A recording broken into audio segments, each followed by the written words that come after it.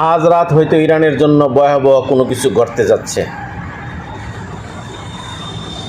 ইরানের জন্য আজ হয়তো বা আজকে রাত্রাই সবচেয়ে ভয়াবহ একটা রাত্র হতে পারে। মার্কিন ওয়েবসাইটের ড্রপসাইট নিউজের গণমাধ্যমে এক সংবাদ আসছে, হয়তো বা আজ রবিবার রাত্রে আঘাত করতে পারে ইরানের মধ্যে। দীর্ঘদিন ধরে উত্তেজিত অবস্থায়, জানে না আজকে ইরানের ভাগ্যে কি লেখা আছে। সম্ভবত হইতেও পারে, না হইতে পারে। দোয়া করি ইরানের জন্য, হয়তো বা আজকেই হয়তো তাদের শত শত মিসাইল ছুড়ে আসতে পারে তাদের দেশে।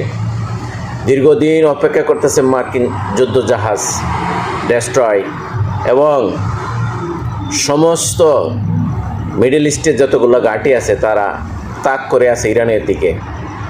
হয়তো বা আজকে সম্ভবত হইতে পারে। ইতিপূর্বে সৌদি, সংযুক্ত আরব আমিরাত সরাসরি বাধা দিছে যে আমাদের ভূমি ব্যবহার করা যাবে না। আলহামদুলিল্লাহ, এটা একটা বড় পজিটিভ। কিন্তু আমেরিকার এত আয়োজন, এত ডাকডুল বাজাইতেছে, ইরানও বসে নেই। ইরান অপেক্ষা করতেছে কখন শত্রুপক্ষের আঘাত আসবে, আর আঘাত আসলে ইরান ছেড়ে দেওয়ার সম্ভাবনা খুবই কম, পাল্টা আঘাত করবে। পাশাপাশি সবচেয়ে ঘৃণিত, নিকৃষ্ট এক প্রেসিডেন্ট অপেক্ষা করতেছে, উনি ইসরায়েলের নেতানিয়াহু। সবসময় ডোনাল্ড ট্রাম্পরে উস্কানি দিয়ে আসতেছে। এই উস্কানি এক মধ্যপ্রাচ্যে ভারতে পরিণত হবে, পুরো মধ্যপ্রাচ্যে আগুন জ্বলার এক সম্ভাবনাময় দেখা দিছে। দোয়া করি এই যুদ্ধবাজ প্রেসিডেন্ট নেতানিয়াহু থেকে এই দেশটাকে বাঁচার জন্য। কারণ তারা জানে এখন যদি আক্রমণ না করতে পারে, আর ভবিষ্যতে আর ইরানের সঙ্গে সম্ভব না, ইরান ঘুরে দাঁড়ায় যাবে।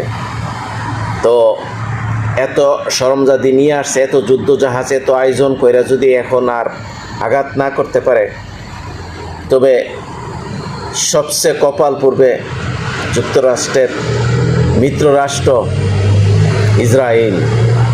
তো দোয়া করি ইরানকে আল্লাহ রক্ষা করবে। আসসালামু আলাইকুম।